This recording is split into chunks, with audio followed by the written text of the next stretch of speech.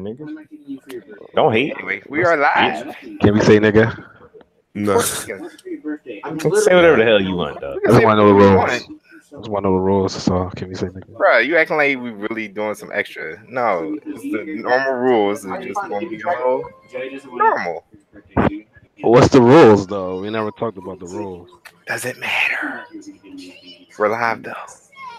Yeah. Okay. I mean. Yeah, baby, we live. Where's Riff? We need People Riff. are already asking. Well, he's not here and Kenny's not here. Well, People are asking who is he? but they Who tripping. is he? Who's he? Nobody knows who that nigga is in the FGC. Oh. Yo, I've been wondering who that boy was for the longest. As soon as I saw him, I'm like, I mean, I knew, but it's just because I used to watch his videos ranting on some other shit, like some dumb shit, like Nintendo or like Microsoft did or some shit. And he would be ranting on that shit, and then I found out he was from Philly, and I'm like, cool. But then he started talking about the FGC, and I'm like, this guy has no idea what he's talking about. listen, it's what it is, man. Sometimes people just want some little ray of sunshine, I guess. I mean, sometimes people want to just freaking pop off at their mouth about stuff, whether they actually know what they're talking about or not. Which is funny. Like that was too funny. Oh my god.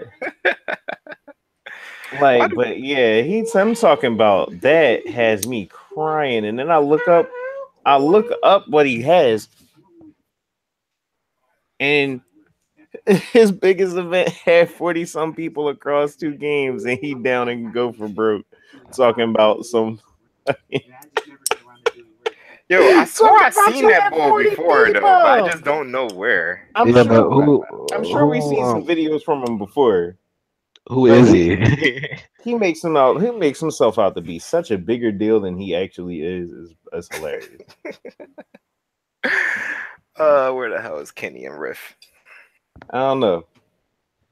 But you know, they just had to do it without him, really.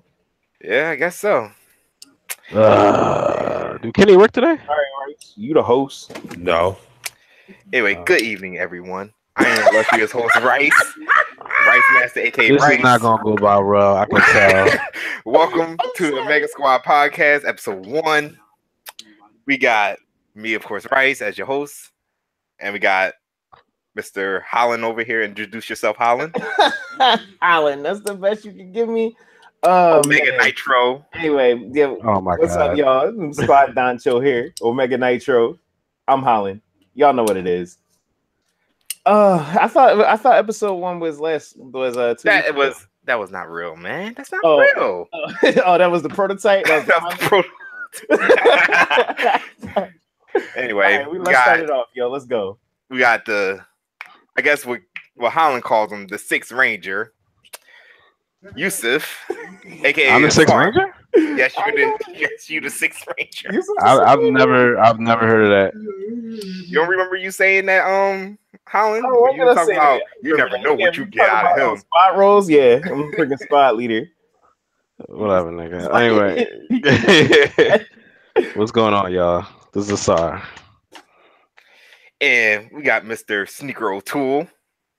All right, so if Yusuf is the 6th Ranger, I'm like the Green Ranger, or that Ranger that's like goofy as fuck all the time. You're like the Michelangelo of the group. Yeah, like I'm like, you ain't never gonna take me serious. I ain't never gonna do no pop off shit. I'm just always gonna be like down for whatever. You the feel good member, like you the chilling boy. like I said, you're the Michelangelo of the group, man. Drum beat. Whew.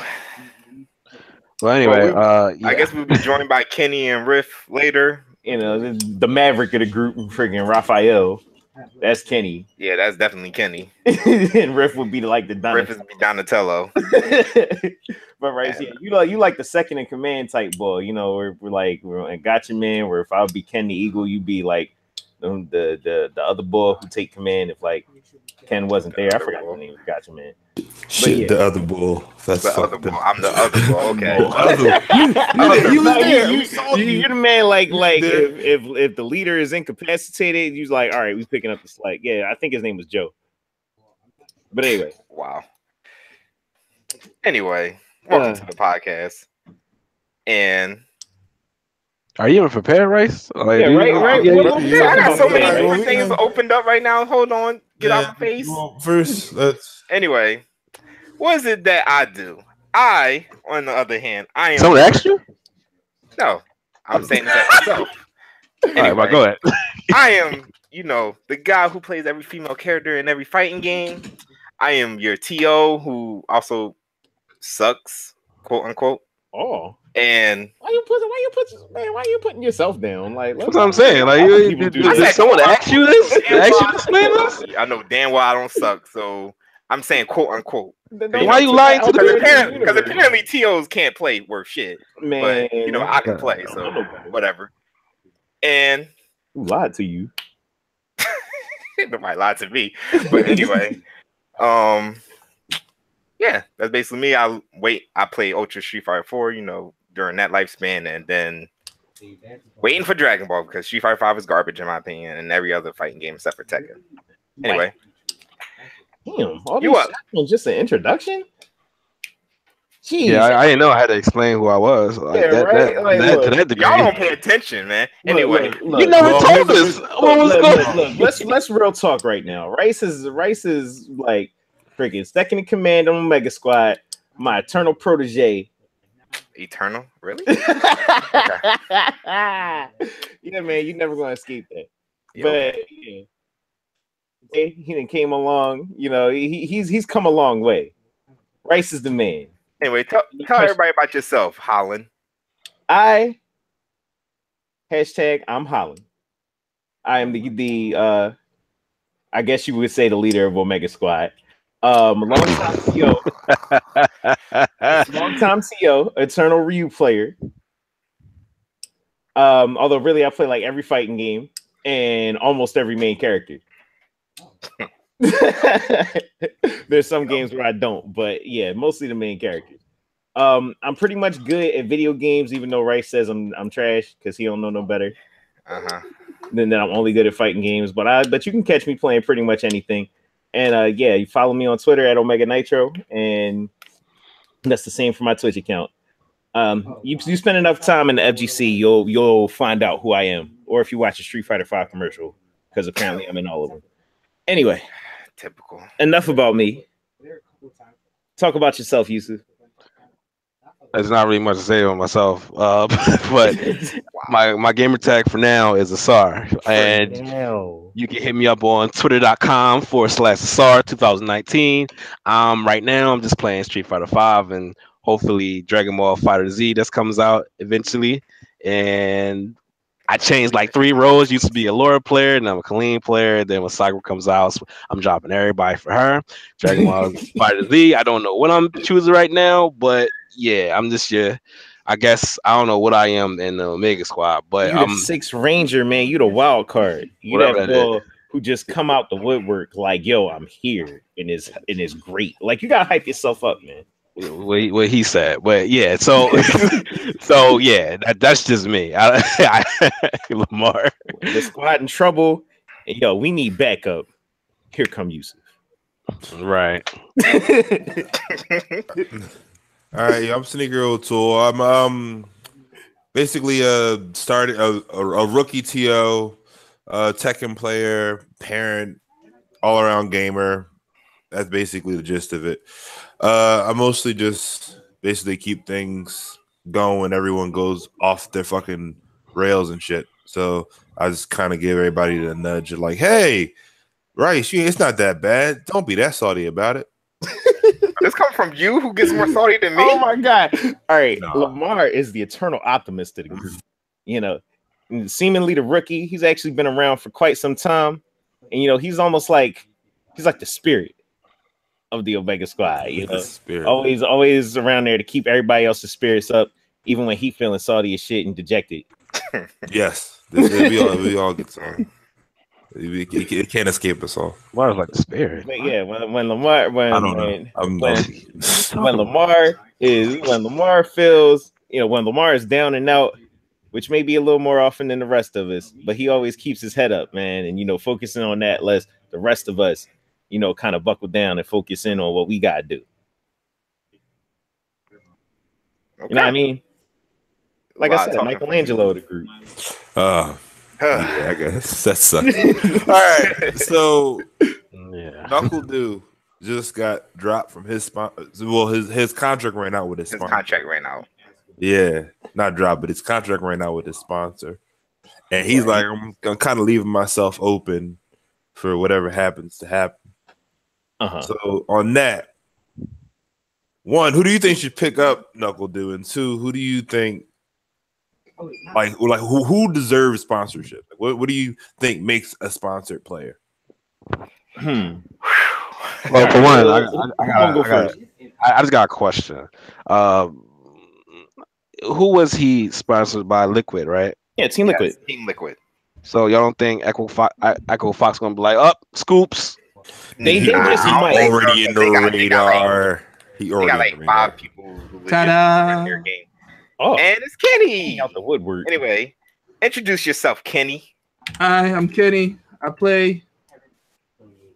I run events at I run events with Holland, Omega Nitro here in Rice Master, Sneaking O'Toole, Yusuf, OmegaSquad. And, yeah, I'm just waiting for DBFZ to be a good game, and that's about it. All right, cool. We're on the topic of sponsors. Hold up, yo. Riff here too. It's Kenny, the Raphael, the Maverick of the group. Hey man, I do what I can. The hot-headed, just go off half cock and then curse at everybody on the squad. Tyler won. Even though that's kind of but it's Tyler won. Okay. I would say you want to be the only one that say I go off on somebody.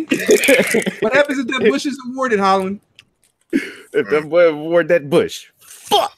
But anyway, Kenny. But what happens when Holla forgets his blue trinket, Kenny? Right? We just let that slide every time. We're not going to get into this. Let's not talk about. But anyway, I'm just saying, Holland and Kenny is like Leonardo and Raphael type shit. I'll take that. That's just how it is. Okay, Riff is my man. Riff. Yo, y'all can hear me? Is Riff here? Yes, we can. It's on. Hey, what's going on? Introduce yourself. Oh, first name Azim McDeasy. Oh Jesus Christ! Oh So first name It's like no. First name Azim. You guys might know me as Riff. I mean, I go by these names nowadays as Long Pants Man. No, you don't. No, you go by Big Nigga. You'll never let me live that one down. Huh? You're never leaving. Bruh, you introduce yourself as Riff, you're forever Riff. All right? Give it Riff up. fella, Riff. big fella. Master Rift. I'll take that. Yeah. About that Master Riff guy. But anyway. So Operator. Local computer guy, local modder when I feel like doing it. And engineer, I can consider myself the jobber of the group. I lose on purpose. On purpose, he says. Leave him alone. Okay. Anything else? Yeah, that's it. Like who you play, what you play? Oh, you mean what I played? Damn, what did I play? What did you play? Come on, man. This is Squad of Gamers. Going down memory road. I know, you're acting like we don't play. No, actually, I'm gonna be honest. I believe back in the day, my best game was Soul Calibur 2. Oh man, the old man of the group. Sir. I'm 31. I'm going on 32. For the old heads out there. Right now, I don't play Street Fighter 5 because it currently sucks. But I probably wasn't gonna be good at the game anyway. Wow. I'm just being honest here, being raw about it. Sell yourself short. Fuck everything else, huh? Just fuck it. When I played Street Fighter 4, everybody knew me as fully Makoto player. Still sucked, but it's real. All right, so Riff is freaking OmegaSquad Tech Division. It's something tech related. He got you. Like he is the Donatello of the group. Like real talk. There's no ifs, ands, or Yeah, essentially, yeah. I like that. like if you got a tech problem, Riff is in there. You know what I mean? Like Riff is your Lamar be Mikey because he $100,000. What See now, this is why you Raphael, nigga. Why you had to go there? Love you, Lamar. I said he Mikey because he on that innocent, just playful type bull. But whatever. Anyway, our first topic of discussion tonight, Well, we sponsors, and who Yeah. deserves it? Who should possibly get picked up? What do you expect to once you get sponsored, and further on other etc. shit with it. So, first question is, what makes like a person a sponsored player? All right, so first off, like, right, you're gonna have to take the role of, like, you know, you ever seen Around the Horn, that dude in the middle who always like says who to talk next or whatever. Yeah, you the host, so you gotta do that. But first we was talking about NaClRice. Ooh. So I think a lot of people made a big deal about NaClRice's free agency, but really that's all it is, man. Like, people was like, "Oh my god, how could you betray Team Liquid?" Or, you know, why is, you know, or why are you out there shopping yourself around while you still on Team Liquid? Or did Team Liquid drop you and whatnot? His contract ran out. He's shopping himself around because, you know, somebody is going to want to pick up a former Capcom Cup champion. Yeah, like, that's just common sense and simple business. Goes to Echo Fox. So, I highly doubt he's gonna go to Echo Fox. So I mean, first off, that's really not that big of a deal. And, you know, I mean, you know, y'all stop me if y'all have some different opinion of the matter. But I'm just like, I don't know why everybody was making a big deal about that. How I felt about it is he hasn't been in the public eye as much. Last time I saw him was at Summer Jam, and I don't remember seeing him in the time in between that and NEC. Because the way I always personal issues going on. Yeah, I guess he got yeah. So he has some personal stuff going on, and keeping that arm's distance from the community, just saying this is what's going on, and I'm stepping down from Capcom Cup is the right way to handle it. He's not putting it out there for anybody to know because he don't want them to know. And if he wants us to know, he's going to tell us. You know what I mean? And I mean the public. I don't mean just us. But in the public eye, when he wants us to know, he'll want us to know. He might just be upset about whatever's going on, and he's just taking away a step from the game. He can do that. That's within his right. Right. So I commend him for how he handled it. And it's just everybody's gonna have to respect that, not hold that, but it's just that's a grown man. But all right, free agency now. Like, you know, what's your opinion on that? Him being a free agent isn't gonna last long. I don't see it. I can honestly say you could build a brand around the dude. Like, he's very respectful, very humble, very insightful as well. Like, I remember one discussion he had on Twitter was he prefers to be the threat instead of saying who's a threat at the tournament. So it's just that's a different perspective for a lot of people. Was like, they'll be like, "Oh man, whoever's showing up, we're going to get bodied," and he's like, "I don't have that problem because you should be worried about me." And I think that's a pretty dope way to look at it. So I remember when I was like, "Yeah, NaClRice, you suck," you know, just playing with him. He was just like, "Okay." Yeah. So I feel like roughly the same way too. Like, they could literally build a brand around him. Period. So no matter where he goes, he's still, like, his name alone will carry him. Period. In the story. I just feel like at the same time, Echo Fox would be silly if they didn't get him, because like it's I don't know what you need to be on Echo Fox, but as like they can't pick up Punk. 'Cause I know Echo Fox will pick up Punk in the fucking heartbeat. But I can see that. Yeah, it's just right now sponsorships and go ahead. No, I think Punk ain't really going nowhere right now. I think he got a good deal going on over there at The PG game. Panda Global. But Pandas. Well, Panda shirt. I think you have to keep into account the fact that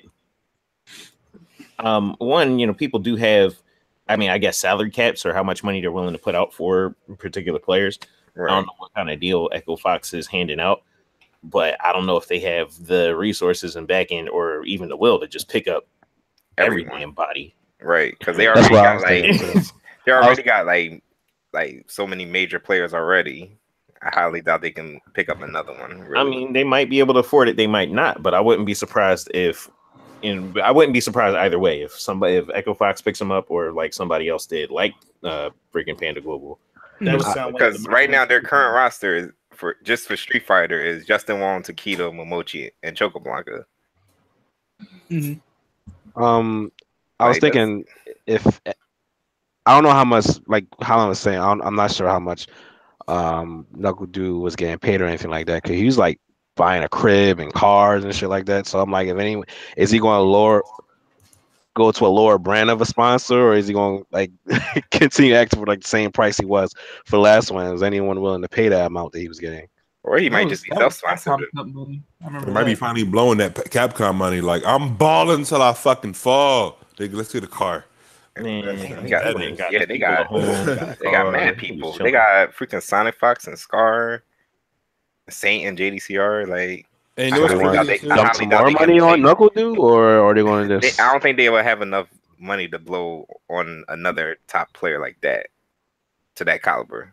Maybe you never know, really. But never gauge how much Rick Fox got in his pocket. That's one thing I want to say. Yeah, you're right. I think he's starting to realize that RTS isn't making him any money like the FGC is. Like all those little sporadic tournaments are way better than him trying to win a fat pop bonus at CGS Go and shit. You never know. He's building his brand. He's doing his thing. But yeah, Rick, you were going to say something. All right. I said the way it's looking like now, if he does go to Echo Fox, it's going to look like, what was the year when Miami had everybody? Miami Heat had everybody? Oh, yeah. Shoot, it's going to look like that year when EG snapped up everybody. I remember that year. Yeah, that year was out of nowhere. Yeah, that was out of nowhere. They were that there, and they were those people to beat for forever, like EG, whatever. All right, good luck. Tough shit. Make sure you block. All right, let's move on. You have one thing though, but what do you think makes a sponsored player? Like, what do you think makes what goes? All right, Kenny, you should be sponsored by now, or you should be sponsored, or who? Like, what do you think makes a sponsored player? I would start off with saying you gotta make out of pools. You know what? That's just me. You got to make it out of pools, in my personal opinion, too. There's a lot. It becomes circumstantial in my eyes. I don't want to drift on it too long because there's a lot I could say. But, sir, your reach on social media, I think, means a lot, and it just helps back up what you're saying when it comes to insight on the game, frame data, feedback on the game, whatever it may be. So, for example, F-Champ and his reach on social media, because people do listen to people with that blue check mark by that name. Don't get it twisted. Mm-hmm. He was saying a lot of the problems that were wrong with Marvel Infinite when it came out, and Oh No listened to him, and apparently he got enough feedback to get certain things fixed. Not everything, but he did have enough outreach and feedback or clout that people listened to what he was saying and they agreed. And people felt the same way, or mutually agreed on what should be removed, fixed, brought in, whatever it may be. He possibly made the game better just because of people listening to him on Twitter, and that speaks a lot. When you can shift the tide of not only the meta but how the game works mechanically, that's important. So, big or small, it's important that you are recognized as a person people can go to get something fixed. Mm-hmm. Well, I'll put it. Opinion. That's one way to put it. But, I'll put it in a more business sense. It's about being marketable. It's about can you, first off, do you even get in the public eye to represent my brand? Yeah. So, people who don't make it out of pools and never play on stream, why are you sponsored? But because it's basically like I'm paying you, or I'm covering whatever your some measure of your expenses, or paying you to basically use you as a walking billboard. Advertise my brand, advertise my sponsors, the people who are like sponsoring my team. And when people see you at events, they'll make the association to, who I am, or basically, you'll make the association with my team. And that's what basically being a sponsored player is all about. So the first thing is when I say marketability, is all about one, visibility. Do people know who you are? Are people going to see you around? Are people even going to be able to make that connection? And two, it's about reputation. Are you the type of person that I want associated with me? So basically, if you're a piece of shit, then you probably don't deserve to be sponsored. And if you suck, then you also don't deserve to be sponsored, because if you suck, you could be the best person and you could be the greatest individual in the world.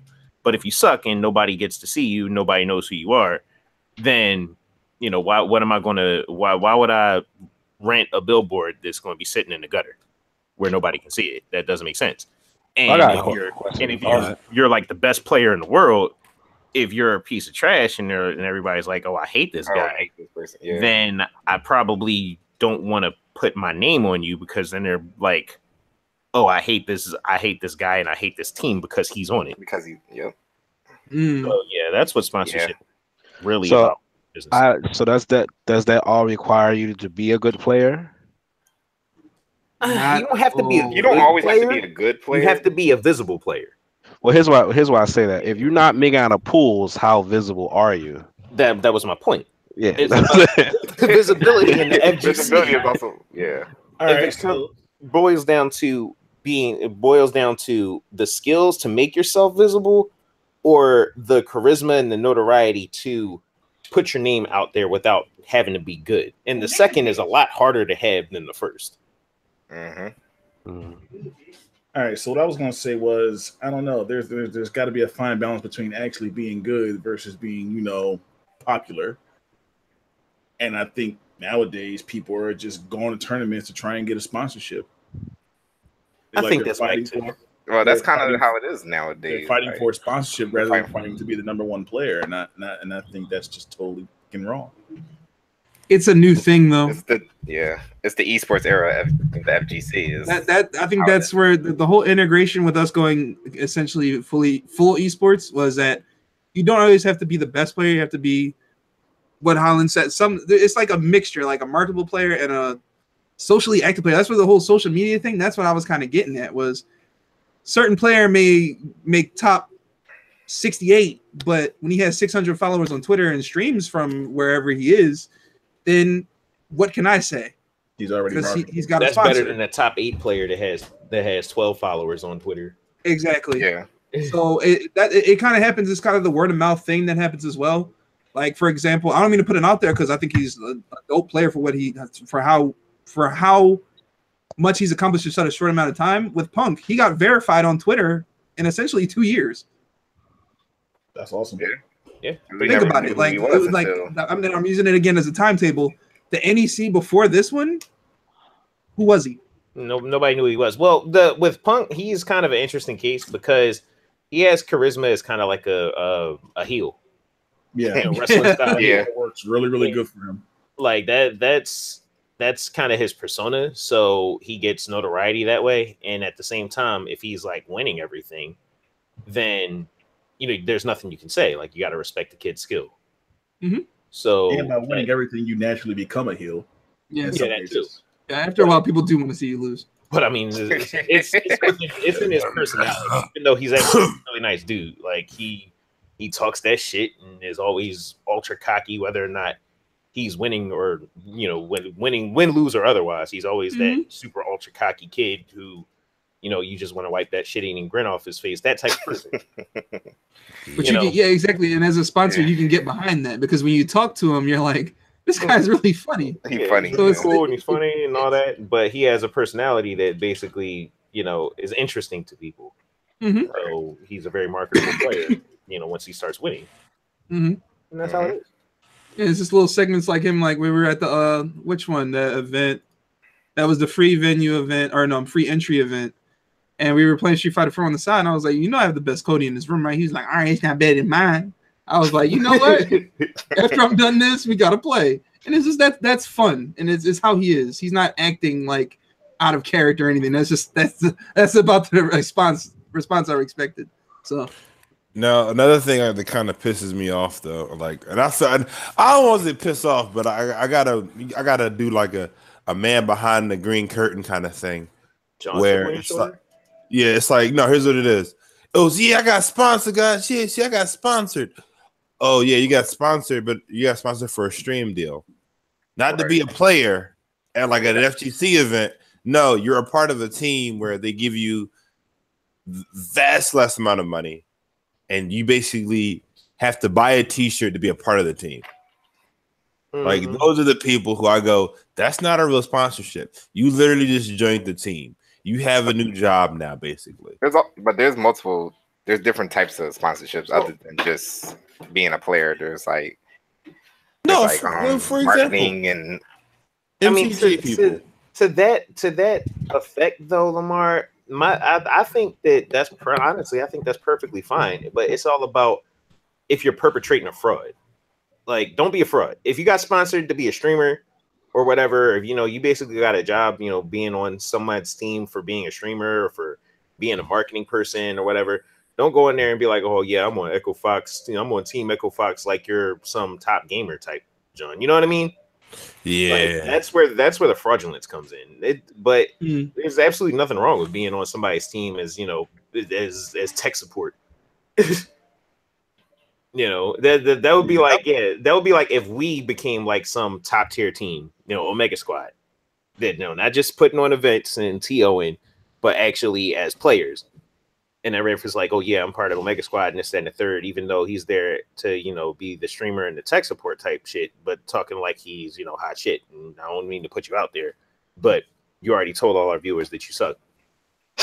So, but yeah, that's fraudulent. Bust your ass though. I don't give a fuck. I mean, you like to say that, but not really. But but yeah, Well, I would never perpetrate a fraud. So. I know you wouldn't. See, that's why I fucks with you, Riff, because you keeps it real.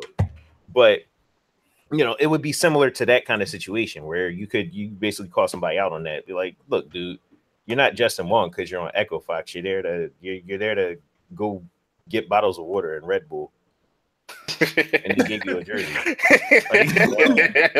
I'm gonna just say this: I'm not getting Red Bulls for no fucking body. You also not on Echo Fox, so I wasn't talking about you. That would be fucking drawing, regardless of the status of this group.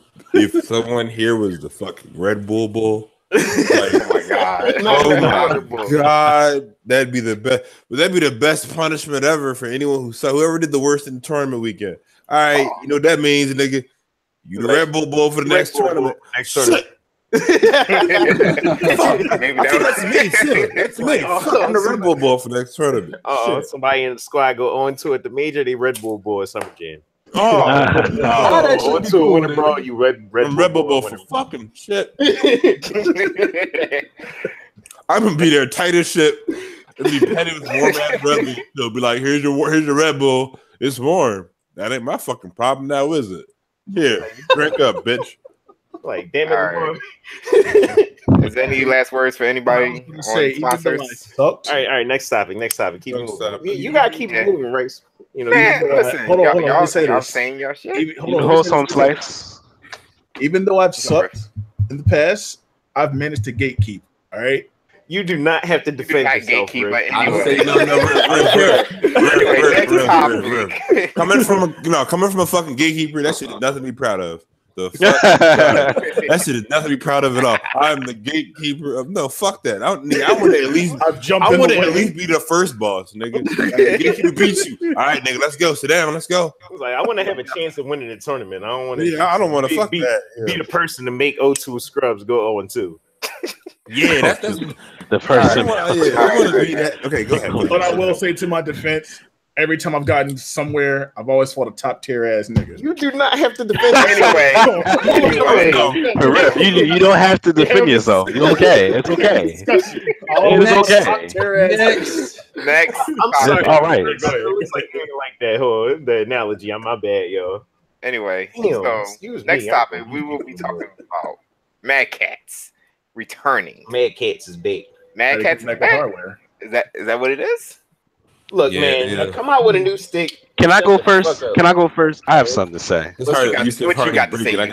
I heard it in his voice. His heart's broken already. I got something to say. All right. So, Rice brought this to me before. Did I get excited? Nah. I didn't care. I give two shits. I know y'all care. I know Mad Catz, y'all got y'all sticks and all y'all good stuff. But I'm a pad player. Well, they got Mad Catz pads. Listen about the Mad Catz pads. What are you? Trash. It broke as soon as I got it. They don't know what a pad player needs. They don't know me. They don't know how it's supposed to feel. They don't know how it's supposed to go. There's no reason why I should still be playing with PS4 pad. The PS4 pad is the best pad. I said it. I'm not going back on my word. I said it. But I don't think they're coming back just for like that type of stuff anymore. I think Then why do I care? They brought out some mice peripherals and like all that stuff. Give me a pad. Yeah. Wait, Yusuf, I have a question. So what you're saying is like when you first got the pad, you missed a combo and you made one mistake. It broke. Ain't no missed combo. It broke. No, ain't no missed combo. It broke. That John broke. Big fella. It broke. You didn't hit the Tatsu. Things went wrong. No, it broke. As he played one round and it ain't work no more. It broke. Yeah, so that pad is great for geek players. So according to the website, all I see is keyboards and rats. They got a keyboard. So they got a keyboard, a mouse. Yeah, I did some digging. They're basically gonna do a keyboard, headset, and mouse combo into one box. Right. So you can buy that like when they first drops, you can get all of that like that. Some Iron Man stuff. They're moving into the PC space, which they look nice, but it's like it's not necessarily a bad market to start with, though. I'll say that it could be a part of like a sponsorship deal with. They get sponsored with Echo Fox, or it becomes the main peripheral for their LCS team. So I don't think their main point to hit on is immediately the FGC. Not saying it's the smallest demographic, but return on profit, I'm gonna go with the LCS teams that use this thing every hour of the day. Yeah. Right. All right. Well, but there's LCS, Dota, like just take your pick. They're mice look fire, there's a I've had one of those kind of mice before. It's not that great, but there's a upside and a downside to that. But like, cause you're all right. So you're Mad Catz. You're coming back. You're pretty much what pulled you back from the brink before. Because this ain't the first time that Mad Catz has been. They've always been known for shitty controllers. They were known for shitty controllers forever. Yes, they were. Markman basically joined the squad when they were about to go out of business and brought out the tournament, the TE. And for a while, that was their bread and butter. And they were in a very limited market for arcade sticks, especially for stuff in America 3 years where you could get like in America and didn't have to order it straight from Japan or some shit. Right. Like we had shitty arcade sticks over here. So bad tops and shit. Yeah. So Mad Catz came out with something that was really special when they did their arcade stick thing. But once everybody hopped on it and Markman left the company, that's when they started slacking. Like with the TE2, even though Markman like had a hand in designing, he was already on his way out the door pretty much. I didn't like that design at all. So like, it seemed like they started cutting corners. It started getting a little, cheaper in quality. Wasn't quite as good for their arcade sticks. And with so many other people entering the arena, like Arc, Kamba and Hori actually getting a more Razer U.S. presence. Razer was always ass. You name it, but I mean, whether you like it or not. But yeah, the thing about that is Mad Catz lost this stranglehold that it had on arcade sticks. So now you coming back from your tour, from bankruptcy. I don't have. And you like, and the first thing you want to do is try to take on, basically. But they messed up my pad. No wonder. Yeah, exactly. Because the pads was trash, and the only thing they had good was the pads were garbage. I can't even. Wakanda products always work. But all right, so they come back, and the first thing you want to do is throw your hat in the ring with Corsair and Logitech and Razer. Yeah, that's for computer. Really? What do you suggest? It's looking spooky. I mean, I don't suggest much of anything. I mean, you could go back to what saved you the last time, but you'd have to believe like Markman or somebody to actually make you a solid arcade stick that you're selling for a decent profit. You did not exist. Wait. Back by Chinese. I don't know, but these it's looking shaky, bro. So you're saying they need more of like an ambassador figure that's like a middleman to the company that can market it well? Is that what you're saying? I'm saying that they're going to need that they need lightning in a bottle. They need some product that they're really able to market, that's really going to take off, and that everybody's going to want to get. And keyboards and mice, good luck. That's what I think. I think it's just like a test run. It's more. It would be more sad. I'm gonna Yusuf, close your ears. It would be more sad to see Mad Catz not come back over them just like trying something else. That's what this feels like. It feels like not necessarily changing of the guard, but let's try this and see if it works. But to say they're back from bankruptcy and back and better than ever, I don't. You gotta hype yourself. I don't think people were saying better than ever because I was. That's what the trailer says. But it's I know. I'm sorry, Yusuf. They gotta hype Said better than ever. But I'm just saying that they for competition they probably have better luck in the arcade stick scene or in like console controller scene. Now with Quamba, man. But yeah, I guess. But like to try to step in there, like you really think you're going to sell a Mad Catz mechanical keyboard over that Corsair you be typing on, or that Logitech mouse you using? Unless they sell it at a really good price, nah. I mean, not only that, but it has to be really good quality too, because that's the biggest problem with Mad Catz and Mad Catz reputation is that they make shitty quality products. You have the and this is to everybody. Did anyone consider getting the TE2S Plus, the Ryu one? No. I mean, I have it and then it broke. No, I have mine and it's fine. What happened to yours? I don't know. The button stopped registering correctly, so I need to get it looked at. Okay. Well, for me, and this is my 2 cents on their products. I think with any product you get, there's a chance that there's a failure, right? So an Xbox, a PlayStation, regardless of the Xbox, regardless of the PlayStation, Mad Catz Razor, regardless of Mad Catz Razor, there is a chance that it's just defective and sucks. And it's I would say not that I'm lucky. I haven't had anything failing me hardware wise except maybe my phone. I've had more problems with phones than any peripheral out there. So right now I have the TE2 Plus and everything's cool. But with Holland, he got the short end of the stick and his messes up. So I think that goes into just the chance. Because there's no fail-proof product out there that's guaranteed to work. Because I remember Holland and Riff when we first saw them at what major were we at when we saw the TE2 Raw? I think so. They had the live demo of it, and there was the Shadowloo stick and the Ryu one side by side. Yeah, and they look. And then I remember Holland saying, "What if it doesn't work though?" And I was like, laughing because I'm laughing now because of it seems right, but for me it works. So it's just weird. There's always an RNG chance that you'll be like the 1% that it's just shitty. I mean, yeah, but that goes down to your reputation. Like you can have a lot of failing products, but if you get a reputation for your shit being shitty, then that's something that's hard to shake. Yeah, like it's hard to shake that. And meanwhile, we got Razer, who's been selling their Death Adders or whatever stupid name they have for their mice, years. Death Adder, yeah, years. Well, and people support it. They stand by it. They guarantee it. You know I have a question for those who are listening. Well, not for those, but just for us. Who makes the best pads? Controllers, like controller pads. Best controllers. Wait. I mean, all right. Who makes the best controllers for what system? PS4. Well, PlayStation. Sony. Thank you. You know what? You want to ask who make the best pads for the Xbox next? No, I don't care about Xbox. But since we're on the topic, but since you're on the topic, you might as well say who makes the best for Xbox. That can't be all true. I mean, I know y'all arcade. It's all true.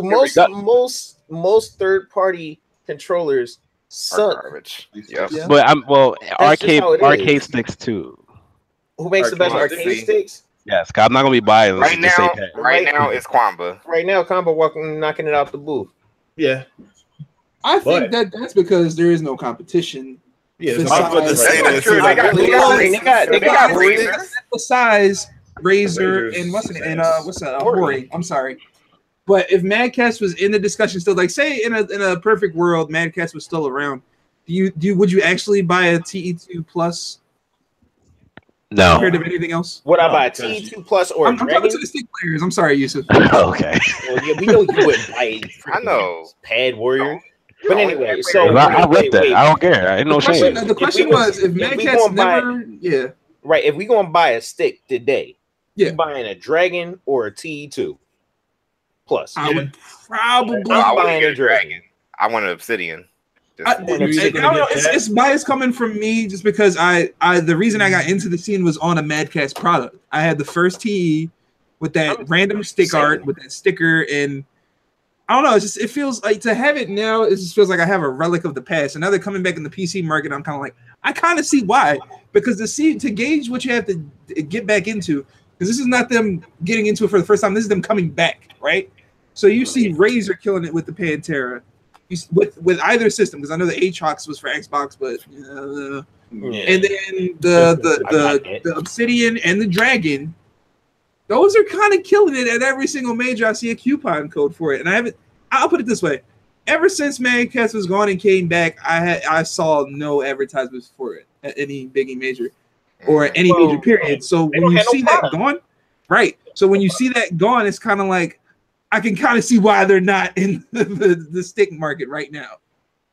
So I mean, I guess nobody liked Mad Catz product. Nobody liked, past tense, Mad Catz sticks more than me, man. I got a wall literally up to the ceiling of my room of sticks, and all of those shits is Mad Catz. Soul Calibur 5, Tekken Tag 2, about 3-4. They got all the nice ass arts. 50-11 Street Fighter 5 stick. My first stick was the SE. Yep, I remember the SE. I remember that. Like I had a. I still got my Versus sitting here. I had about 3 Street Fighter 4 sticks. I had the Versus. I got an Aatrox sitting here. I got some sticks, man. But Mad Catz used to be on top. If I had to say not so more. Best version of their stick, if I had to say, it's probably the TES version. The best stick in my opinion was the freaking was the Tekken Tag stick. Or the Versus stick. The Tekken Tag was the one with the padded bottom, right? Yes. Yeah. That one was pretty good. Yeah, that one was pretty good. Oh, I still have that one. Yes. I do. Shut up. Even though I do have a stick, but I gave it to Mars Gotti. You wanted a Versus stick. You got it. Whatever. Well, I have. I mean, the Versus stick is good too. Yeah. The weight on it is fucking beautiful. Like, what you got for us, Lamar? Well, as a person who plays on both, respectively. No respect.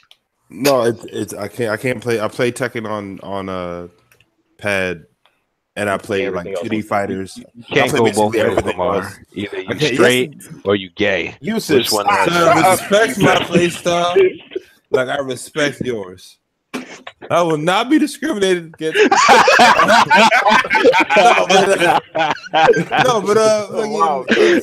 feel like, well, and also everyone here, for those who don't know, my first stick was that really super dumb, shitty Injustice one stick. Injustice stick? Oh my god!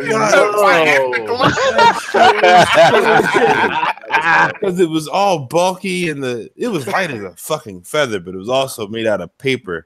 So I was like, oh, there it is. That's a life thing. Garbage. The only cool thing about it was the only good thing about it was this though. The buttons were Sanwa buttons. Those were the same buttons that were made for the old Crystal for the Xbox. So I would basically, if I had a button that went out, I could literally swap the buttons out and all right, put that button in here. All right, shit, there we go. But and all things considered, though, I feel like Mad Catz always had a more arcadey, like graphical design setup. But this, like, they kept basically trying to like reinvent how it sticks to look. Model, by the way. Yeah, it's like for example, when they came up with that the TE2 Plus with the like little push this button, you get it under your stick. That is the most smartest shit ever because we're as gamers, we're constantly thank you. We're constantly editing and fixing and modding our fucking sticks. So with us not having to unscrew everything 18 times and we just push that was great, right? That shit was fucking perfect. But it was, I don't know why it just didn't pop off the way it should have. Now with them going to, hey, we're gonna go to PC, I feel like that's a better call because, like I said, the market's a bit bigger versus the FGC being a kind of word to mouth kind of thing. Like, yeah, we're getting on TV now, and shit's really going. Like we're definitely really in the cornerstone of the esports era. However, Mad Catz is like, look, if we can get this PC thing off the ground, then we're gonna start making then they'll come back to making. That's what I'm saying. I think this is just a tester. This is them trying to make some of that money they lost, or whoever they owe money to. Did they do that before they came to the FGC anyway? Well, they were making stuff. They were making stuff back then too. Yeah, they're making shit, all kind of shit. I remember Mad Catz stuff. I could see. They had a reputation of being trash, just cheap trash products. You buy that if your little 10-year-old kid needed to play a game and you didn't want to spend $60 on the Sony controller, you go cop yourself a Mad Catz pad and that'll last until his game over. Yeah, basically that's how I look at it. But it's but I don't know. We don't know their plans for the year and what their business model is in terms of Resurrection, because I could see a big announcement coming at one of these majors, whether it be CEO, wherever, final round. All of a sudden, for example, when does NaClRice come out? I don't know. Spring. Right. So they could do something as an announcement. You get NaClRice, you get a coupon code for a stick or something like that. We don't know their business model for what they're trying to do this year, so I'd say we just play it by ear. But I'm hopeful. I'm not doubtful. I'm more hopeful than doubtful when it comes to Mad Catz. That's just me being an optimist. All right. I think that's it pretty much for Mad Catz anyway. Okay. All right. KIT that just happened over the weekend. Oh man. Who bitched this season? So Injustice was very Injustice top 3 was first place is you know who, Mr. Sonic Fox. Second place was Samij, and third place was Scar. Right. So I gotta be honest with y'all. Sonic Fox is my man's. Cool kid, friend of mine. I ain't watching that. It's from what I saw of it, it was very much beginning, middle, end. Like Scar went in against MG, got his ass beat 3-0 after switching characters twice. And then Sonic Fox with Black Manta basically went over MG's Catwoman. It was beginning, middle, end. Yeah, it's really reset. No bracket reset. We've seen this before. I've seen this one before. Is this the one where Officer Barbrady? This the one like Captain Cold? No, Black Manta actually. Oh shit. That's like you that kid in the movie before in the movie that saw it already. He was like, yeah, like, oh, I seen this Sonic Fox wins and then right, and then everybody just like, oh, everybody goes. It has to be. And you know what it is, and I feel like shit because Injustice is a good game, all things considered. It's a good game. It's a good game. It's better than some shit I'm seeing now. Yeah, but at the same time, it's just the tournament scene. No, fuck that, because the tournament scene is just so lackluster because we all know the ending. So it's just like that's why no one chooses to write their own ending. Yeah, like no one's gonna write their own. It's like, we don't want to fucking fight him, and then he doesn't even win. I have a 20% of the time opposite opinion of that. It's not about like I watch Sonic Fox win every tournament if it's a game that I actually enjoy watching, just to see because he changes his character every time a new character. You're speaking for yourself, right? Yeah, of course I'm speaking for myself. But I'm just saying, it's not like when you saw. It's like watching.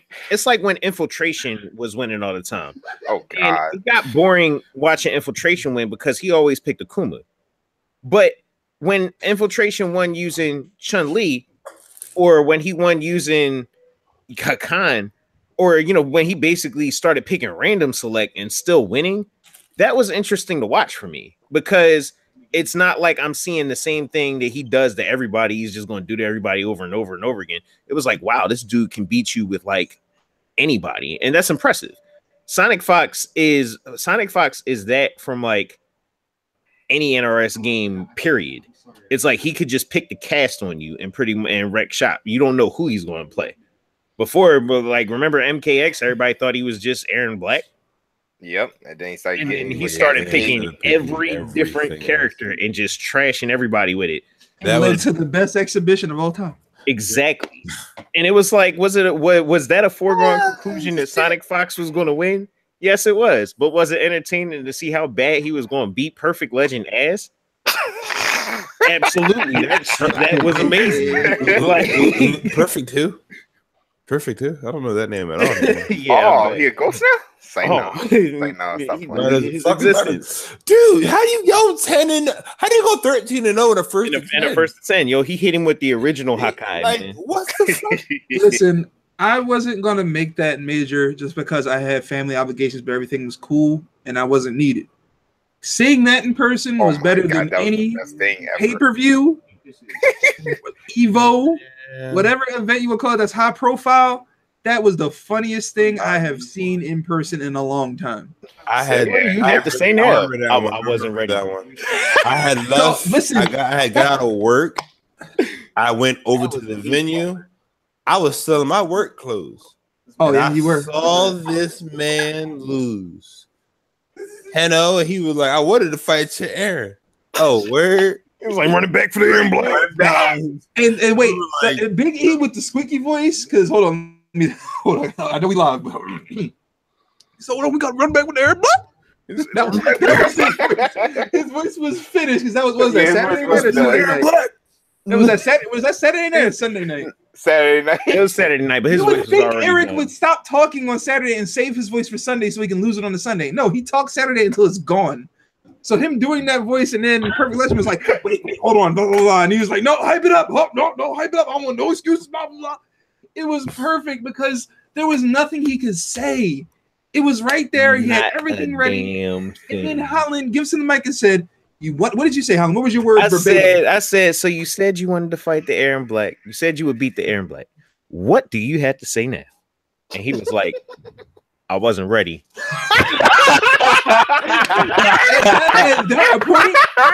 You ever seen a movie that was a knee that was slapper, so, yo? You ever seen a movie that was so good but so bad so you don't know how to feel about it in the middle? I asked Sonic Fox's brother, Mr. Quiggle, one of the best DOA players in the world. I was like, how you feel about that? He was like, that's my brother and I still feel bad for him. And I was like, wow. Yeah, but the point that I'm trying to make by bringing that up, funny story as it is, the point that I'm trying to make bringing it up is that it wasn't boring. It wasn't boring because it's Sonic Fox just winning. You know what I mean? Like just watching somebody win over and over again. If they switch up who they're playing, how they're playing, if there's like a story behind it, it could still be interesting to watch. Injustice, I just don't want to watch Injustice. It could be a different player winning every single major, but I wouldn't find that game interesting because I think that game is just stiff as hell and basically amounts to who's smarter with spamming their special moves because it's a very special move based game. But yeah, like if Injustice was a good game or if Injustice was my kind of game, then I wouldn't mind watching Sonic Fox win all the time because he's just gonna pick a different character on everybody and just dick on you, which is pretty entertaining. That is the one. Like I said, that's the one entertaining thing I like about it. It's hard though because like I said, it's not entertaining to me either. Like I'll give I don't watch it enough to go, oh, this is a shit game. Fuck it, and I can't say I didn't have fun playing it, but at the same time, it's like competitively, it's nothing I'm gonna sit back and like. Oh yeah, and then after that, he'd hit him with that shit. It was like, yo, I'm like, no, I'm not. Yeah, certain games are fun to watch competitively. Like for instance, Injustice is not one of those games. Yeah, Tekken, top 3.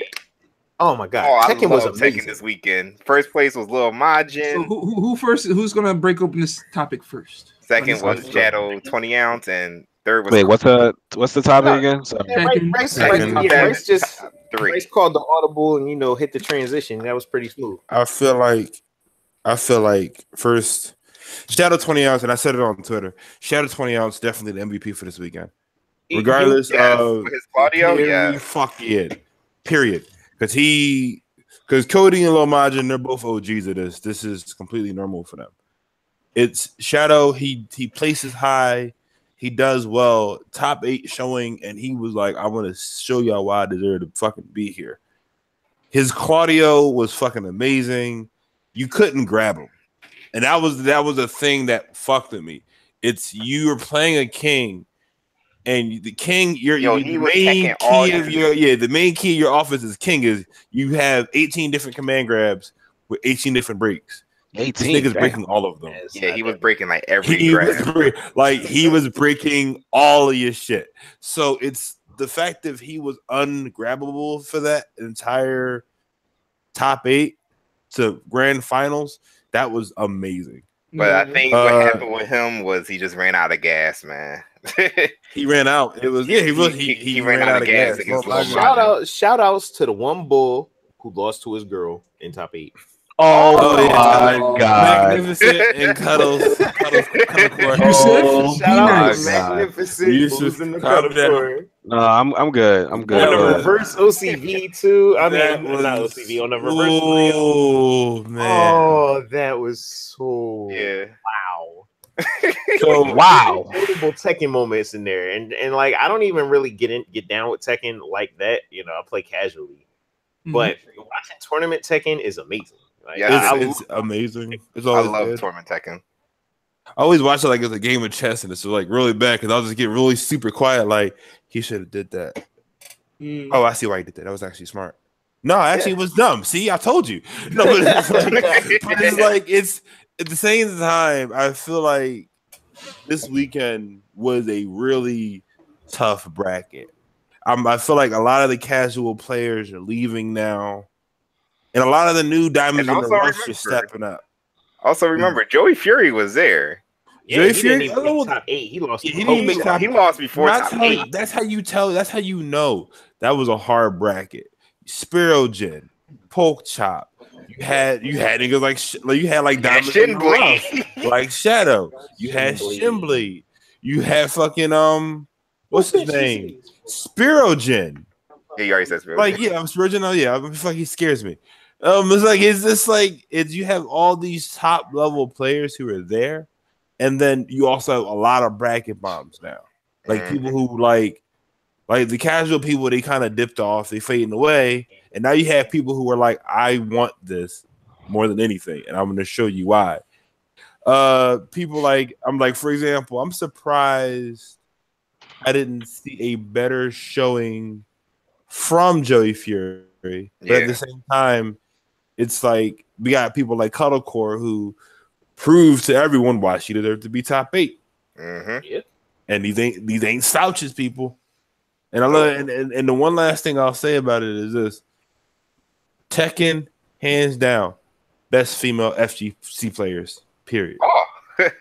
And I'm saying that because we have the most consistent ones to get out of pools.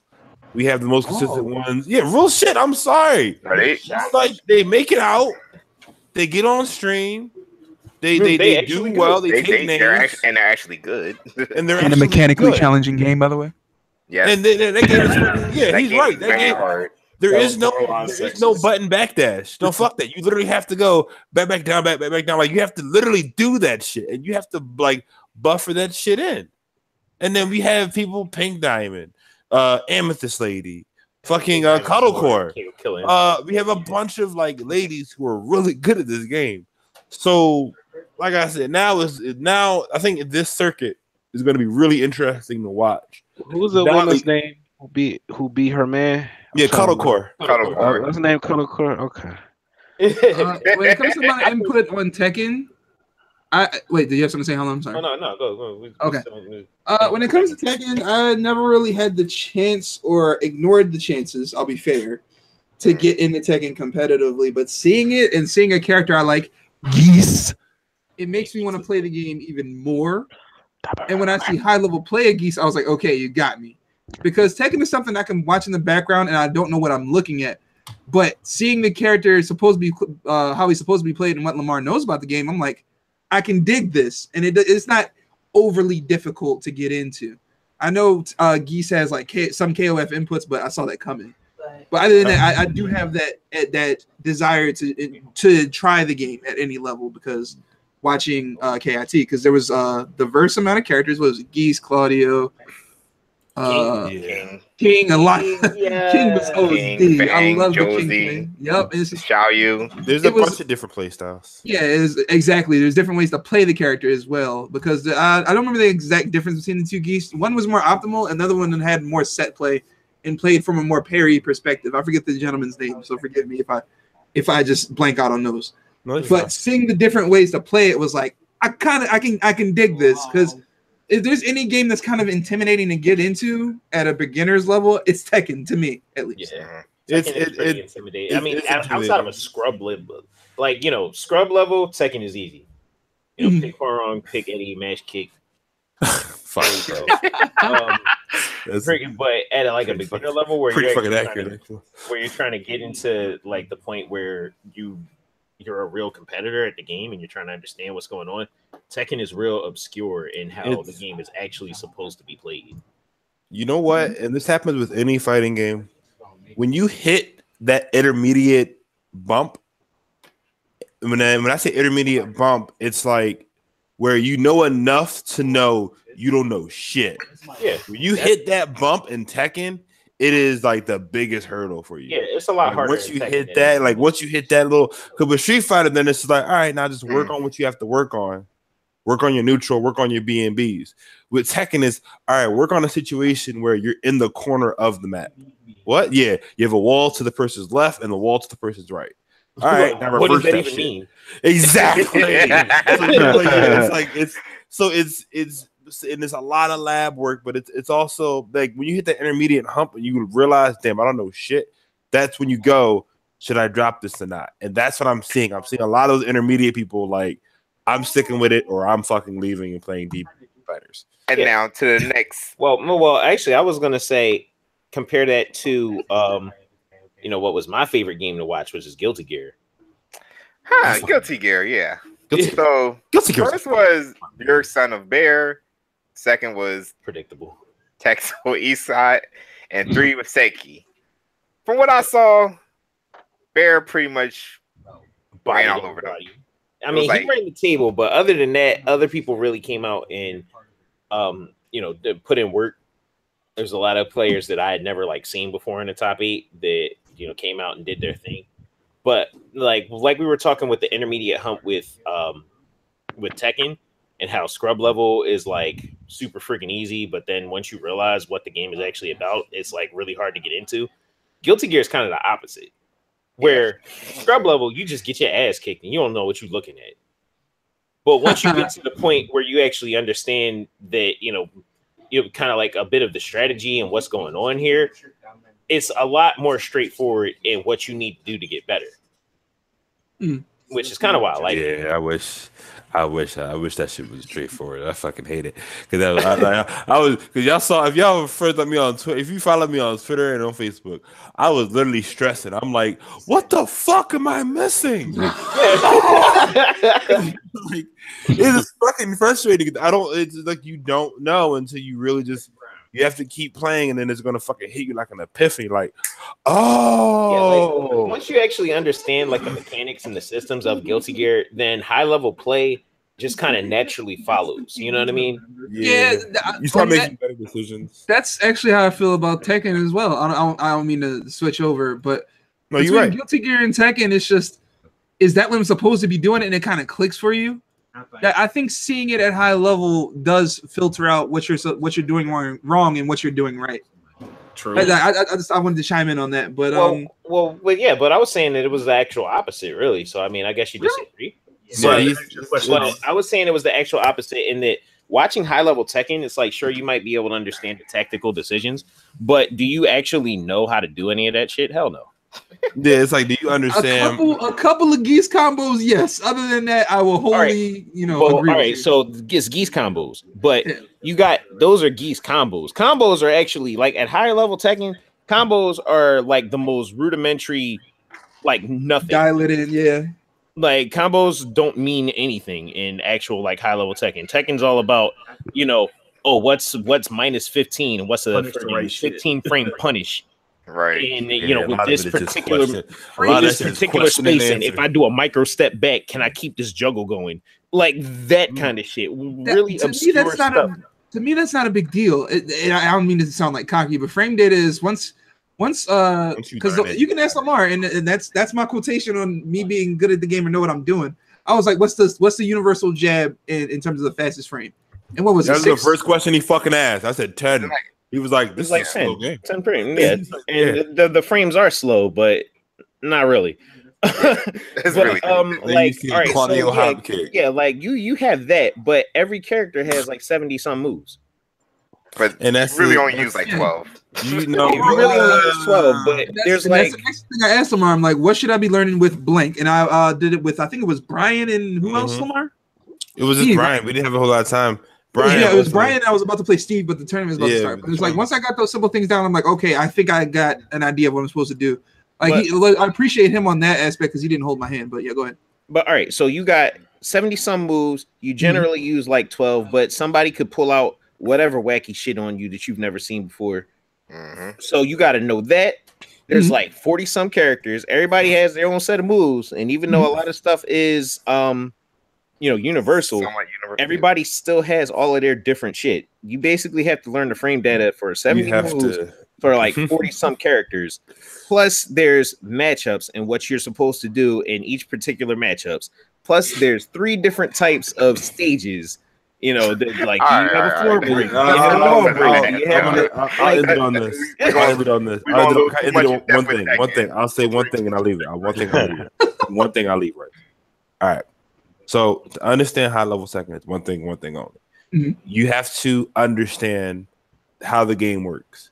So you more have to understand your opponent. We ain't even talking about movement, which is like we're not even talking about movement. It's you have to understand like this dude's throwing out a whole lot of highs. I'm gonna just start ducking and let's see what happens. Oh, he's whiffing like shit, and then you just rip them the fuck open. You can have the most high, hit with a launcher, or you get hit with a launcher, and then you go, all right, I'm ducking for a little too long. But a lot of it is just your opponent hits you with a question, you have to give them an answer, and then if their response is no response, respond. But it's like you're thinking like fuck out of here. You have to hit like it's just. But that's basically what it is. You don't have to learn every character's like every tidbit of a character, but do know Claudio has a hop kick. That shit is fast. So don't like run up hitting buttons on somebody. Like don't crouch. Don't run up hitting the buttons on somebody because he'll just throw that shit out of nowhere. But at the same time, you'll forget that when he has a spell in his hand, his low hits twice. How about this? But anyway, can we talk about a less complicated game as in Street Fighter 5? Oh God! Let me say this one thing. Do y'all realize it takes people like 3 years to learn how to move in Tekken? Yeah. Like it's be that long. I still don't got it. It's like people think they understand, but they really don't. They really it's not don't. that hard. Okay, so as soon as you understand, you understand. So top 3 for Street Fighter 5 was Mena, RD, Smug, teammates, and third was Wolfchrome. Where's Punk? He didn't make it. He got eliminated by Smug before top 3. He didn't make it. Damn. He didn't make it. I thought you said he didn't make it. Like, he got 4. That's just the way that make that sound. It sounds like he was in surgery or something. He didn't make it. What happened? No, that's how I felt, man. You play slower than Wolfchrome. You didn't make it.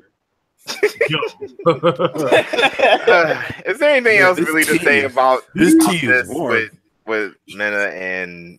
I got something. I got something to say. Hold on. Let me get this out the way. Oh shit! People need to stop hating on the kid, yo.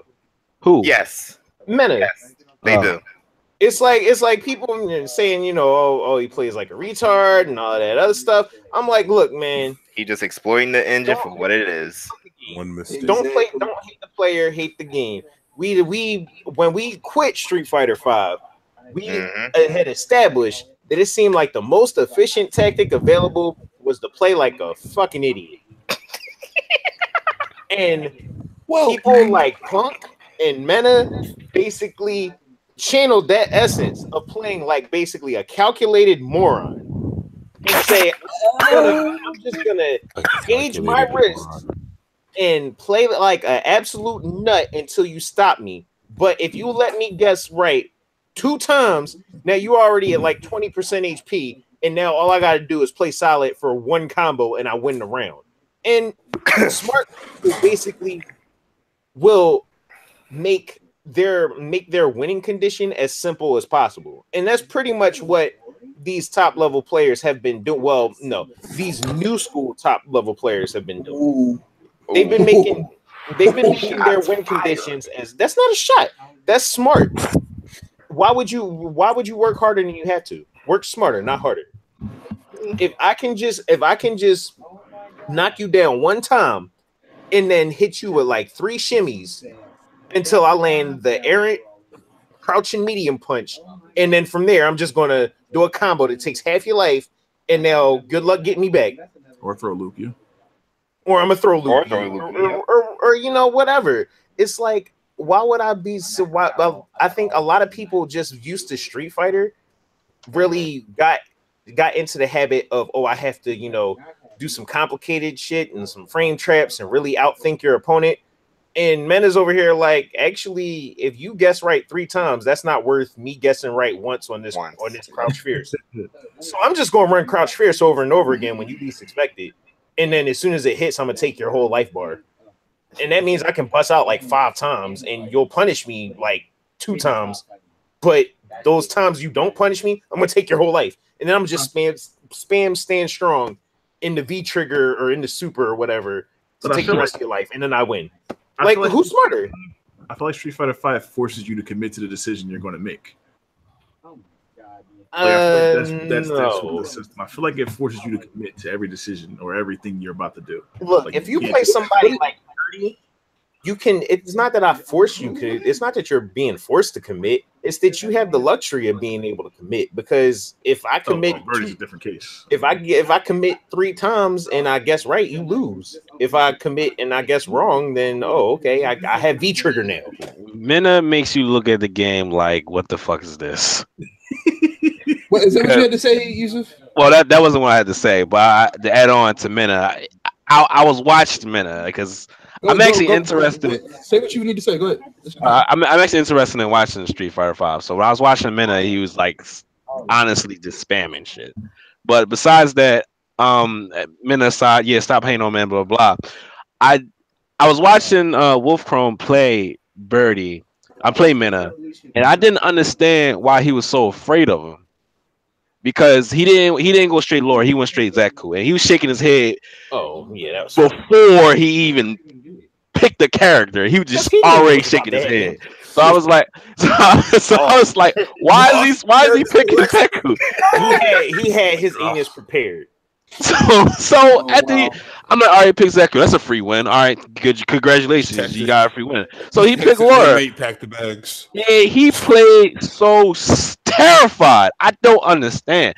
I don't understand. He tried to play a zoning Laura the whole game. Yeah. And no, I don't have to explain that. No. Yeah. Okay. Was that all you had to say? Yeah, that's all I had to say about that. What you have to say, Lamar? Go ahead, and I'll go after you. No, it was from an outside looking in perspective. All I know is dolphins making one mistake. No, more sweeps. No, but in all seriousness, it is a changing of the guard and sweep. And on that note, I'll throw myself in it. I'm sorry. Yeah. Okay. First and foremost, when I first saw Capcom Cup, it was 2 different brains at war. I'll say that. It was between Tokido, who we know about, and Mena, who was like question mark, because he just started winning stuff compared to Tokido. He's won stuff, but compared to Tokido, he's won like nothing. Let's be right. So I was watching it, and I was like, he's just doing it. And I was like, it's working. So I was like, fine. What? It made me reanalyze Birdie in a lab coat and some test tubes and graduate cylinders and all that shit. I was like, what is he doing actually to beat him? And it got to like a crash course on like how to deal with Birdie. Birdie can do a lot of things in neutral that other characters can't effectively and consistently, which is whiff punish. That's what I was looking at in terms of what he's actually doing in neutral, quote unquote, to punish moves, anticipate moves, and basically make reads or guesses. And Birdie has a very right. That's what I'm saying. I'm saying all this with quotation fingers because it was all like a lot to digest, right? So Birdie at his core, and people are going to correct me and say the different ways Birdie's supposed to be played, but they're not meta, so I'm not going to listen to him. Right. It's a very low risk, high reward play style. It's low risk because people aren't punishing it properly. So when the Birdie player sees that, they're going to be like, I'm going to run this shit, and I'm going to be in grand finals doing it. Because Mena has said on Twitter how to punish it or whatever. And if you don't listen to him, that means you don't want to get better and learn how to beat his Birdie. But apparently that's a secondary. I'll get into that in a second. Now, when you look at what he's doing in neutral, he's doing all these things to punish whatever. Like, for example, I was playing against a Birdie in V-Trigger. Like I said, I was actually playing against another Birdie. And I did Blast with Bison. Like, Psycho Blast is the build meter. Mm-hmm. And by the time I did it the first time, I was like, okay, he's not going to do it again. But he did it again because he was reacting to what I was doing. And he got over there in time. So it was a clear full screen punish because the active frames on Birdie's EX moves, his EX and V-Trigger moves are ridiculous. If you look at the frame data and how active they are, they're almost double or very, like, over the average amount of active frames for a special move for compared to almost anyone in the Catz. Yeah. Bison's EX Inferno is like 20 active frames, but Birdie's active frames on his EX V-triggered bullhead or whatever is like 40. Mm-hmm. Damn. So you see the active frames for those moves, and you're like, oh, that's why, because it's active the entire time with armor, and he's coming at you like a freight train. Oh, you jumped. I'm taking 30%. So it's just, it seems like he's getting away with a lot for a reason. So if it works, use it. Like that's my perspective on it, from basically piggybacking off of what Holland said. If he's like, use it, abuse it. That's it. I mean, and the thing about it is, it's not even so much that, oh, this is punishable and people aren't punishing it. The punish that you get, the damage that you get from your punish is nothing compared to what he gonna get when he hits your ass. Like that's the low risk. The low risk is I lose stuff in V-trigger, which means when I get my turn, I'm gonna get my turn. I'm gonna get all your life. Like, that's the thing. Like, it's basically, it's like playing. It's like gambling against the house. Like, look at it. Like, the odds are 100% in my favor. You have less life than I do. I do more damage than you do. So if I got a 50-50 chance of me spamming this sweep from a pretty much safe distance, and either I'm gonna get crush countered or you're gonna hit me with a little tap into nothing. And then I'm gonna spam this stand strong. And either you, and I'm gonna spam this stand strong, and you're gonna hit a button. And if your button wins, I took one normal's worth of damage. If my shit hits you, I'm buffering the bonehead into fucking bonehead. And you're gonna lose 65%. Like, it's stupid. Like, and really, it's playing stupid where you're simplifying it and turning your brain off. But again, it's the most efficient tactic. So blame the game. Don't blame me.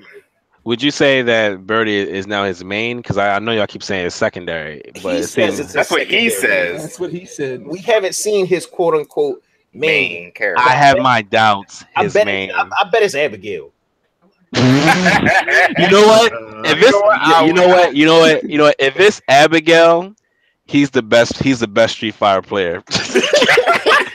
Because he's gonna do the same shit. He's gonna do even more crazy Abigail bullshit. has an unblockable in 6 days. I'm just saying. Yo, he does have an unblockable. Does he have two? Yes. Yo, oh my God. If his main is Abigail, he's going to win every time. There's no stopping him at that point. Game sucks. Yeah, because he knows how to hedge his bets and like leverage. I expect him to win every time. I expect it to be Daigo, Tokido, Punk consistently every time. I expect him. I thought Punk was going to win the exhibition. To hear he lost and now I'm watching him still, and for him to still say this is not my main, it's a secondary. Well, I'm scared of him. Can we talk about Marvel real quick? No. Top 3 for Marvel. The irony in this is too great. The irony of this is funny. That's fucking ironic. Cloud 805 come over here talking about East Coast is free. Oh, he said that? He said Yes, that. apparently He that's did. what he said. Apparently, Oh, man, allegedly, he said this. he's But first trolling. place is Punisher. That little sugar. Shout New out to Punisher. Second place, Sonic Fox. Delaware. Third place, my boy Coach Steve. New York slash Philly. New York slash Philly. East Coast. Well, you know what? Anyway, Tell me if I'm good at this. I'm not good Hold at on. geography. That's all East Coast, isn't it? Yep, that's all. That's all East Coast. Damn, Two, I fucking there was another person who came from the West Coast who supposedly is good too. But he didn't even make top 3 either. Mr. Super. Oh, that guy. Yeah, I remember. So yeah. Well, I mean, really, But come on. so basically, Cloud got 4th, and what the hell? And East Coast just slopped them all up. Mhm. Like that's cool, but let's be honest, dog. Like with Marvel Infinite, who really cares?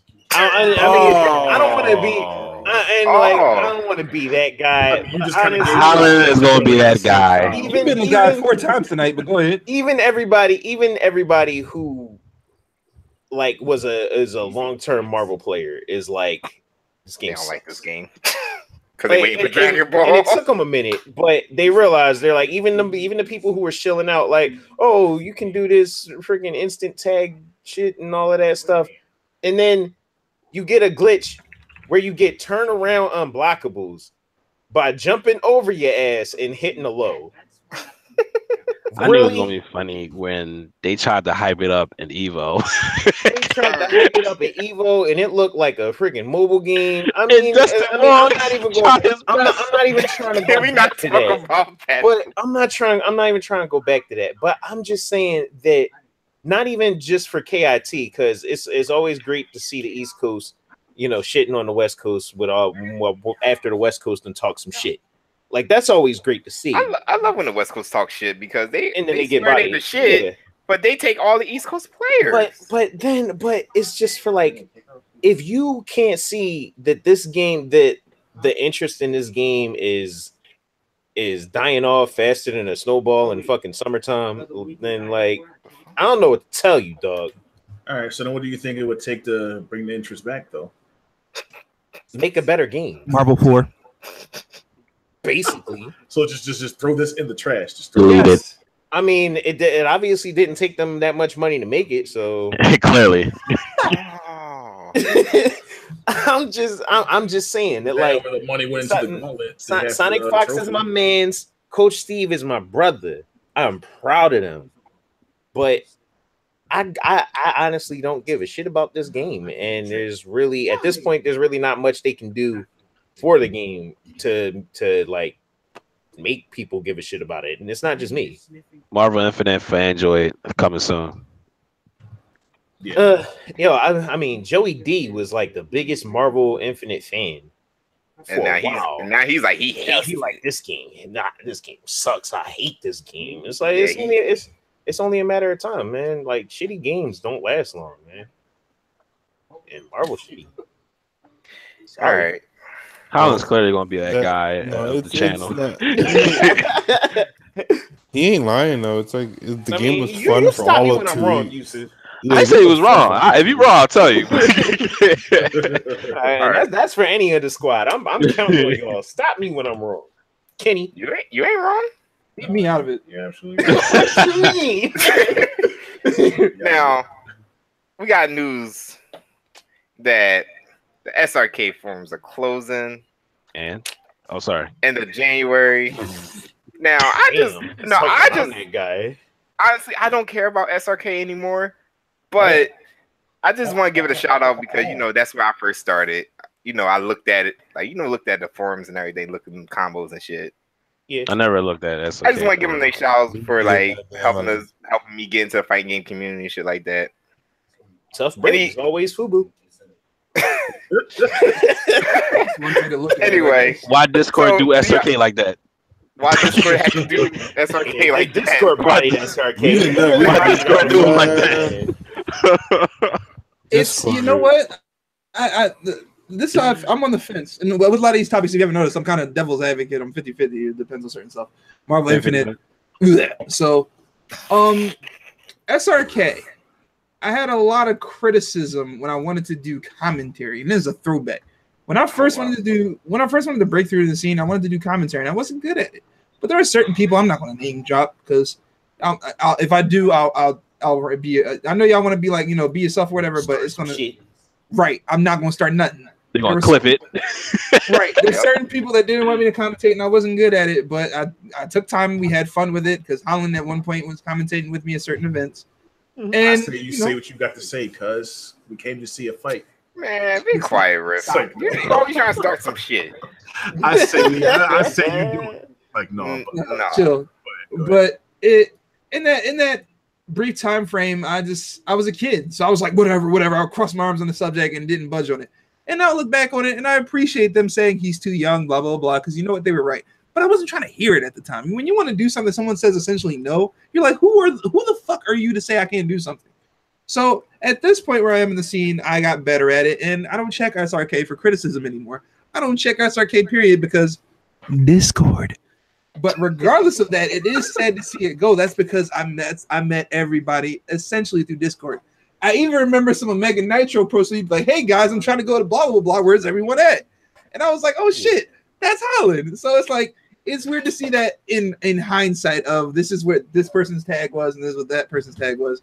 Right. And this is back when we were going to 40th Street the most and all that good stuff. Yeah.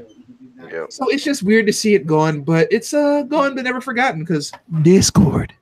And I mean, it's not like Shoryuken.com is shutting down. They're just shutting down the forums. Shut down the forums. Here's what I'll say. I'll say that honestly, you would think, or I would think that I would be real sentimental about it because I actually did used to freaking forum crawl on SRK a whole lot. Not as much as the OGs out there. Before 09er, I was on SRK a lot. And 09er. But as a tech guy, shit comes to an end. You know what I mean? We move on to bigger and better technologies. So the fact that SRK is shutting down their forums and is just going to be basically a news bulletin board like freaking Event Scrubs is just, it's just passage of time, man. That's the way Event Scrubs. I'm on that site right now. But so I can't say that I'm really sad to see it go because anybody that I actually want to keep in contact with that I would on Shoryuken or on Discord. Always Facebook. There's always Discord, and I don't be on forums like that anyway because that's what introduced me into the scene wasn't exactly SRK. It was the word of mouth. So to see it go is like, okay, you know what I mean.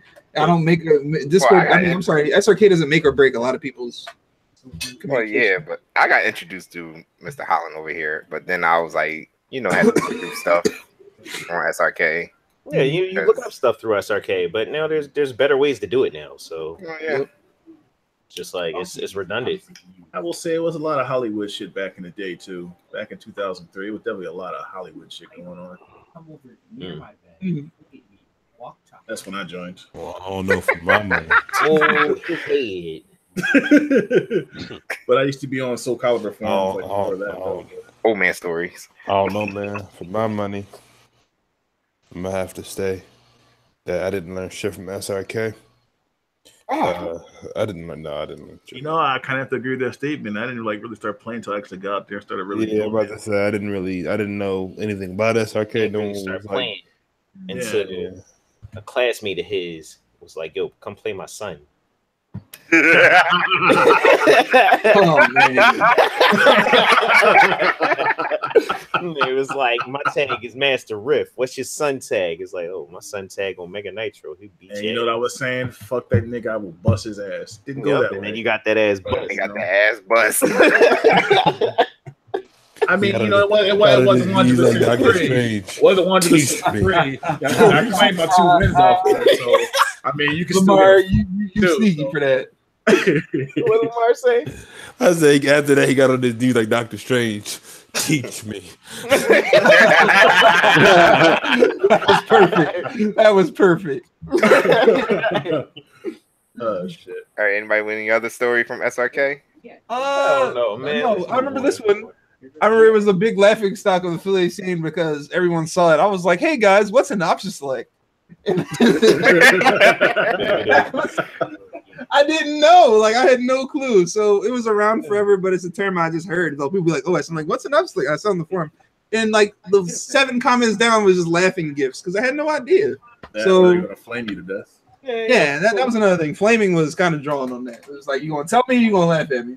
I mean, it's the internet. People are dickheads. Oh, yeah, true. And I started making shitty videos for Third Strike back in the day. Man, the flames I got on that shit. Oh yeah. But yeah, anybody else to say about Poro? That's okay. Yeah, we got an hour and a half in, so let's move it on. All right, we're getting ready to go anyway. So yeah, I feel like. Yeah. Okay, how long do you want this podcast to be? Man, the one thing we're done for the evening. I'm gonna give our outros. We can start with Riff. What you got to say to end the night? Nothing. Just be raw about it. Say what the fuck you gotta say on your mind. Fuck it. Be raw. All right, Lamar. Yeah, like what Riff said. Be raw about it. Even if she don't say, well, what if I'm? Oh my god. No, nothing considered. Just keep playing, keep climbing, keep grinding. That's all. Yeah, I like that. Something similar to that. Just keep playing. You guys gonna get better eventually. Just support your local scene. Bullshit. 100%. That is a Factual. Support your local fucking scene. Show up. Play. If you can. Philly. You got anything to say? I just said it. Philly. Ketty? Peace, love, and soul, man. That's all I can really say. Okay, Don Cornelius. That's right. That's my man. But yeah, it's just thank you for tuning in.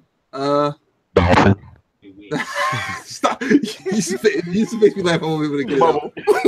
But it's just I appreciate all of the scene, all of the multiple facets of it. We can see you guys next week or next 2 weeks, actually. 2 weeks, yeah.